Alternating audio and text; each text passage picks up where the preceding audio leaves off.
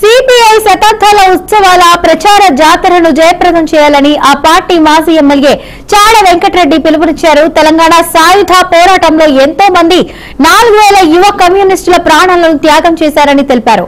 ఇంతటి మహోన్నతమైన చరిత్ర కలిగిన భారత కమ్యూనిస్టు పార్టీ డిసెంబర్ 26తో 100 సంవత్సరాలు పూర్తి చేసుకోబోతుందని చెప్పారు. ఈ విజయోత్సవాలను ఖమ్మంలో నిర్వహిస్తున్నామని వెల్లడించారు. ఇక ఈ భారీ సభకు ప్రజలంతా హాజరై విజయాన్ని చేకూర్చాలని కోరారు. దేశం బ్రిటిష్ వర్షపాలన సాగుతున్నది. ప్రజలకు ఎలాంటి స్వేచ్ఛ హక్కులు లేవు. 550 సంస్థానాలలో రాజకీయ వ్యవస్థ సాగుతుంది. అంటే రాజు చచ్చిపోతే రాజు కొడితే మన రాజు అవుతాడు. మళ్ళా భూస్వాములు పెత్తందారుల పొగటులు అడ్డు లేకుండా ఉన్నాయి. ఎక్కడికక్కడికి మరియు బలహీన వర్గాల పైన దాడులు సాగుతా ఉన్నాయి.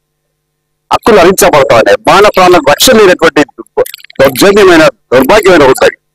ఆ రోజుల్లో భారత కమ్యూనిస్ట్ పార్టీ 1925లో మనసు సిద్ధాంతం స్థాపించబడి ఈ దేశంలో రాజకీయ వ్యవస్థ అంతం కావాలా, ఈ దేశానికి సంపూర్ణ స్వాతంత్రం కావాలా, బ్రిటిష్ వర్షపాలన పోవాలా, భూస్వామ్య రాజ్యం పోవాలా, రాజకీయ వ్యవస్థ పోవాలని చెప్పి ఆ రోజు పిలిపించి మరి స్వాతంత్ర ఉద్యమంలో ప్రధాన పాత్ర పోషించింది. ఈ దేశానికి సంపూర్ణ స్వాతంత్రంగా నిర్మించింది. కార్మిక సంఘాలు, అలాగే రైతు సంఘాలు, మహిళా సంఘాలు, మరి విద్యార్థి సంఘాలు, యువజన సంఘాలు, అలాగే మరి అన్ని రకాల కూడా సంఘాలు పెట్టి ప్రజా సంఘాలకు ప్రజానాట్య మండలి అరసంతో సాహిత్య సంఘాలు పెట్టి ప్రజలు సంఘటన చేయడానికి పూనుకున్నటువంటిది భారత కమ్యూనిస్ట్ పార్టీ. దేశ పోరాటంలో అనేక త్యాగాలు చేసి మనందరూ తెలుసు. తెలంగాణ సాయుధ పోరాటం ద్వారా 10 లక్షల ఎకరాల భూములు వచ్చి భూస్వామ్య వ్యవస్థను బద్దలు కొట్టింది. మరి వట్టి చేతులతో వట్టి మనుషులే గట్టి మనుషులు అయినారు, ఉక్కు మనుషులు అయినారు, తుపాకులు పెట్టారు. ఈ చరిత్ర 10 లక్షల ఎకరాల భూములు వచ్చాం. దేశవ్యాప్తంగా ఇవాళ 1 కోటి ఎకరాల పైన భూములు పంచబడ్డాయి. మరి ఈ దేశంలో కార్మిక వర్గం కోసం, ప్రజల కోసం, పేదల కోసం మన అనునిత్యం పోరాటం చేసినటువంటి పార్టీ ఈ భారతదేశంలో ఏది లేదు.